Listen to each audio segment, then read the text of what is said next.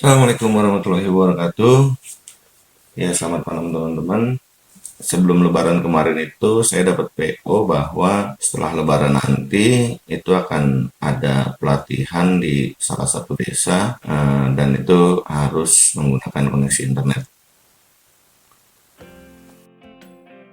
Nah, repotnya adalah desa tadi itu belum terkoneksi broadband. Yang kedua, walaupun dipaksakan untuk mengambil ataupun point to point dari tempat kami, itu nggak mungkin, itu mustahil, karena posisi desanya itu ada di lereng gunung dan betul-betul terjepit oleh dua buah lereng ya. Jadi secara topologi itu nggak mungkin dilakukan. Akhirnya sebagai solusi saya menggunakan GSM, saya menggunakan Telkomsel Bayu. Nah, untuk cara pemesanan untuk registrasinya itu akan saya jelaskan. Oke teman-teman, ya pertama kita buka dulu aplikasi Bayunya. Nah, di sini sebetulnya saya sudah melakukan registrasi. Teman-teman yang belum melakukan registrasi, silahkan registrasi. Kemudian teman-teman bisa langsung klik buka paket di sini ya. Jadi klik aja buka paket untuk membuat paket yang teman-teman pilih. Nah, pada metode penerimaan SIM card saya akan pilih diantar ya, karena saya jauh dari depo. Kemudian teman-teman isikan data-data diri teman-teman di sini, nama penerima, alamat, dan nomor telepon. Isi yang lengkap ya. Biasanya pengiriman itu akan dilakukan segera. Jangkanya sekitar 1-2 hari setelah teman-teman melakukan registrasi itu langsung diantar. Nah, setelah itu teman-teman bayarnya banyak ya, bisa pakai link aja, OVO, Dana, dan di sini saya menggunakan metode transfer dan tunggu sampai selesai.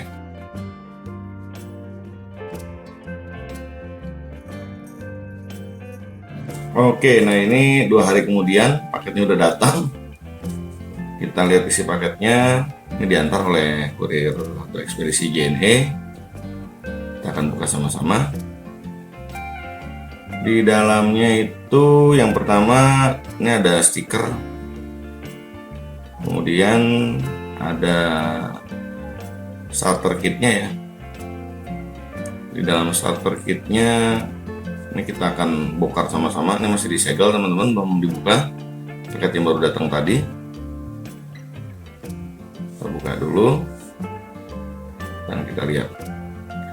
Oke, untuk starter kitnya yang pertama kita akan dapatkan kartunya ya, kartu perdananya, dan yang kedua kita akan mendapatkan pin untuk mencabut kartu. Jadi isi dalaman starter kitnya cuma stiker, kartu perdana, dan ada pencolok gitu ya. Setelah itu kita akan lakukan registrasi. Siapkan KTP dan KK. Caranya teman-teman masuk ke dalam aplikasi Bayu dan klik registrasi di situ. Dan setelah selesai ini akan tampil seperti ini ya. Jadi di dalam aplikasinya itu akan tampil nomor serta paket yang kita sudah beli. Dan di sini saya menggunakan paket 23 GB dan saya belum mengisi topping apa-apa ya. Teman-teman bisa pilih topping macam-macam di sini, mulai dari YouTube, Instagram, Facebook, yang lain-lain. Itu harganya ada tertera di sini. Tapi karena kebutuhan saya di sini adalah untuk seminar dan saya tidak menggunakan bandwidth streaming besar seperti YouTube, jadi untuk pilihan ini saya kosongkan. Oke teman-teman, kita langsung masuk ke dalam settingannya aja sekarang. Jadi topologinya seperti ini teman-teman. Pelatihan itu berdurasi sekitar 5 hari ya, 5 hari, dan estimasi pesertanya sekitar 100-150 orang, yang mana mentor dan instrukturnya ini sekitar 5 atau 10 orang. Nah, untuk pesertanya sendiri itu ada 100 orang. dan staf desa yang ikut itu ada sekitar 20 atau 30 orang. Untuk mentor dan instruktur juga dapat mes. Mesnya ini berjarak sekitar 300 meter dan 450 meter. Untuk koneksi di sini saya pakai Dropboard ya. Saya pakai Dropboard, terus A dan B-nya saya pakai HTB yang biasa teman-teman pakai. Sama di sini juga 450 meter, ya mau nggak mau saya tarik kabel. Untuk settingan semuanya saya pakai hotspot, jadi ada beberapa kriteria yang sudah ditentukan oleh Kementerian Desa ya. Yang pertama adalah untuk peserta itu tidak bisa mengakses Facebook, itu yang pertama. Jadi semua peserta itu diblokir, tidak bisa mengakses Facebook baik dalam sesi acara maupun di luar sesi acara. Terus yang kedua adalah peserta dan mentor ini itu tidak bisa mengakses server desa. Jadi di sini itu ada server lokal desa yang dikhususkan untuk training desa itu. Nah, untuk peserta-peserta juga ini adalah mahasiswa dan siswa sekolah menengah atas ya, atau SMA dan SMK. Oke, jadi rules awalnya di sini mungkin kita perjelas. Yang pertama adalah peserta tidak bisa akses medsos. Itu yang pertama. Nah, yang kedua, peserta tidak bisa akses server desa. Terus yang ketiga, mentor atau instruktur tidak bisa akses server desa. Jadi rulesnya ini seperti ini ya teman-teman ya. Nah, diperjelas lagi bahwa untuk peserta yang ikut itu tidak bisa mengakses media sosial. Terus yang kedua, untuk peserta juga tidak bisa mengakses server desa, dan mentor dan instruktur juga tidak bisa mengakses server desa, tapi bisa mengakses media sosial. Oke, kita langsung masuk aja ke settingan router boardnya. Di sini saya anggap teman-teman sudah melakukan basic configuration. Silakan setting IP-nya, DNS dan root-nya. Selanjutnya kita langsung masuk ke address list. Untuk Ether 2 di sini adalah hotspot, dan untuk Ether 5-nya adalah server desa. Ya, jadi dijelas lagi. Untuk Ether 1 adalah in atau jalur masuk internet. Untuk Ether 2 adalah hotspot, dan untuk Ether 3 adalah server desa. Setelah kita bikin IP-nya, kemudian kita bikin hotspotnya dulu. Nah, di sini kita bikin hotspotnya dulu. Caranya sama ya teman-teman, tinggal klik hotspot setup, masukkan ke Ether 2 karena di sini hotspot, naik sampai selesai. Nah, setelah selesai teman-teman bikin user profile di sini. Nah, karena rulesnya atau job desk kita adalah memisahkan mentor, peserta dan staf desa. Nah, di sini saya tidak menggunakan metode jam ya teman-teman, karena kalau kita menggunakan metode jam, jadi menggunakan firewall manual dilangsungkan seperti yang kemarin-kemarin, yang ada jika 100 orang masuk, otomatis RB ini akan meleduk over nantinya, karena terlalu banyak manual, nanti RB-nya nggak kuat. Pada kali ini saya menggunakan pemisahan dengan menggunakan metode address list. Langkah pertama kita bikin dulu untuk profile instruktur. Oke, kita lihat di sini untuk name-nya kita kasih nama instruktur. Untuk address pool-nya kita isi no1 ya, atau kosongkan. Untuk seriusnya 10 karena di sini ada 10 orang instruktur. Nah, di sini teman-teman lihat pada address list saya isi instruktur list, dan transfer dan proxy-nya saya isi, saya checklist ya, saya kosongkan. apply dan oke. Sama dengan profile yang lain ya, peserta itu juga sama, pesertanya ada 100 orang, jadi saya isi 100, maksimal peserta ada 100, dan pada address listnya saya isi peserta list di sini. Sama juga untuk staf desa. Setelah itu kita bikin RAW, IP firewall RAW di sini. Nah, untuk RAW-nya kita masukkan sosmed, semua IP sosmed kita masukkan di sini. Nah, pada layer 7 protokol kita juga masukkan atau kita bikin 2 Rex XP di sini. Kita kasih nama streaming 1 dan streaming 2. Untuk address list kita bikin IP lokal dan IP server list.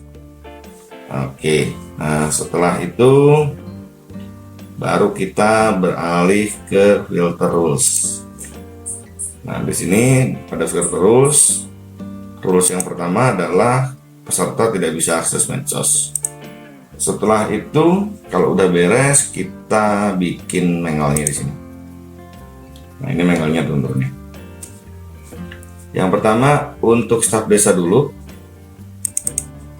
Yang pertama staf desa, chainnya forward. Untuk advance, kita akan ambil list dari staf desa list, kemudian kita akan bikin map connection di sini. Pastinya kita isi atau kita checklist, oke. Kemudian untuk map paketnya kita juga bikin untuk upload dan untuk download. Upload dan untuk download. Sama seperti profil-profil yang lain. Hanya di terakhir kita tambahkan ini hardware connection dengan connection marknya yaitu no mark ya, paket yang memang tidak tercapture oleh paket-paket yang 3 ini. Setelah selesai kita coba bikin usernya di sini, peserta, instruktur dan staff. Saya di sini akan saya dilihat dulu ya. Saya akan coba login dengan menggunakan user peserta di sini. Akan login dengan menggunakan user peserta dan passwordnya adalah peserta. Oke. Ya teman-teman, ini sudah aktif ya user pesertanya. Nah, kita lihat di IP firewall filters. Oke. Nah, ini jalan ya trafficnya. Sekarang saya coba untuk buka sosmed di sini YouTube.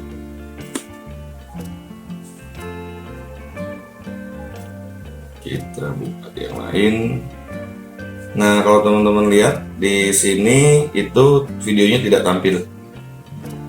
Ya, karena koneksinya kita blok ya, teman-teman. Koneksinya kita blokir, jadi nggak akan tampil. Dia akan masuk ke dalam icon sini. Kita coba buka di sini. Kita akan coba buka Facebook coba.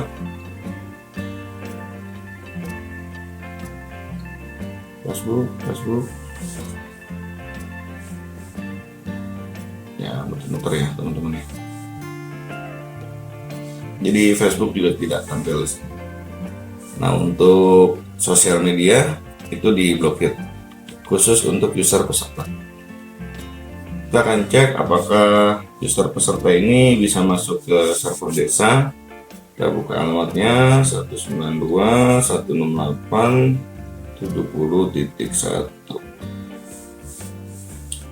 Nah, nggak bisa ya teman-teman ya. Nah, di sini jalan trafficnya berarti nggak masuk. Kita hapus nih.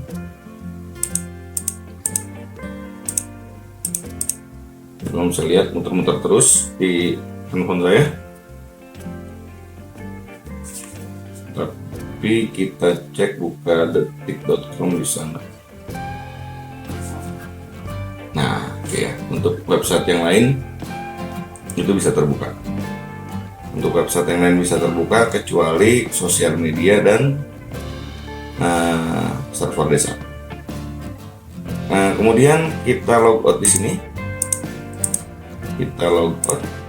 kita akan coba masuk dengan menggunakan user yang lain.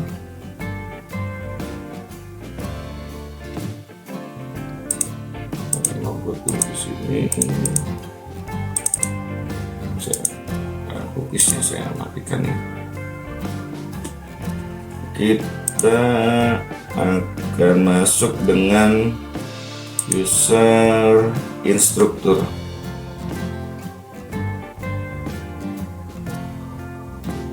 Instruktur.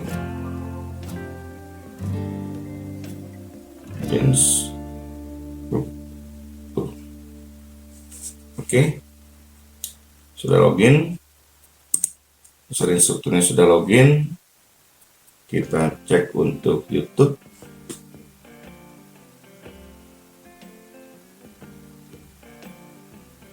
Buka ya teman-teman. Di sini kita buka salah satu situs. Nah, terus oke jalan. Oke. Kemudian bagaimana dengan queue-nya? Setelah seperti ini, bagaimana dengan queue-nya? Apakah bisa diatur lewat queue? Oke, di sini saya sudah membuat queue dengan menggunakan simple queue. Pertama, kita bikin dulu untuk semua koneksi, dan untuk targetnya kita arahkan ke IP lokal, karena IP lokal kita adalah 172.16.25.0 untuk hotspot dan 192.168.70.0 untuk IP server lokal atau server desa. Selanjutnya kita akan buat childnya. Jadi ini untuk semua koneksi ini itu adalah parent dari semua child. Kita akan buat masing-masing child. Yang pertama adalah staff desa, targetnya masih sama. Kemudian di paket marknya kita isi start down dan start up. Dan pada queue type-nya kita isi PCQ download default dan PCQ upload default. Kemudian di parent-nya kita arahkan ke dalam parent semua koneksi. Kita oke. Untuk yang lain juga sama ya, untuk instruktur, peserta, dan koneksi lain. Itu kita masukkan ke dalam parent semua koneksi. Dan hasilnya adalah seperti ini. Jadi saat kita login dengan menggunakan instruktur, maka semua yang login, semua IP yang login dengan menggunakan IP instruktur itu akan tertangkap atau akan tercatch di dalam address list ini. Teman-teman bisa lihat. Nah, kemudian dari address list ini baru dimasukkan ke dalam Mangle. Sehingga mau berapa orang pun yang akan login, Mangle-nya tetap tidak akan berubah. Dan kalau teman-teman lihat untuk CPU ini tidak ada lonjakan. Walaupun teman-teman menggunakan RB dengan spek low end, ini tidak akan melonjak jauh. Lonjakan yang paling besar itu sebetulnya hanya dari RAW. Hanya dari RAW aja. Kalau teman-teman tidak melakukan blokiran pada sosial media dan tidak punya rules aneh-aneh ya dalam Mangle, sebetulnya ini akan jauh lebih mengirit. Nah, ini sekaligus juga menjawab pertanyaan, Om, kenapa kok satu voucher saya untuk banyak device tapi itu tidak bisa masuk di queue. Jadi saat bikin satu hotspot untuk multi device itu nggak bisa masuk di queue, khususnya di simple queue. Tapi untuk di Q3 bisa. Ya itu saya bilang itu salah dari HTB-nya, dari hierarkinya. Sebetulnya queue ini hanya untuk limitasi aja, melakukan limitasi. Oke teman-teman, demikian vlog dari saya, semoga bermanfaat. Dan proyek ini alhamdulillah sudah selesai tadi, tanggal 28 bulan 5 di salah satu desa di Kabupaten Sukabumi. Untuk koneksi kita menggunakan Telkomsel Bayu. Untuk routerboard kita menggunakan RB750GR3. Dan untuk access point kita menggunakan 3 buah UniFi UAP LR ya. Topologi ini juga sebetulnya bisa dipakai di kos-kosan, di rumah sakit, ataupun di warkop, tergantung teman-teman bisa memanagenya. Sekali lagi, terima kasih telah menonton channel ini, semoga bermanfaat untuk teman-teman semua. Jangan lupa sebelumnya untuk like, subscribe, dan share ke sosial media masing-masing. Tetap semangat terus, tetap komplek terus, salam sehat, jauhi narkoba, dan jangan cuci baju di wastafel. Assalamualaikum warahmatullahi wabarakatuh. Adios.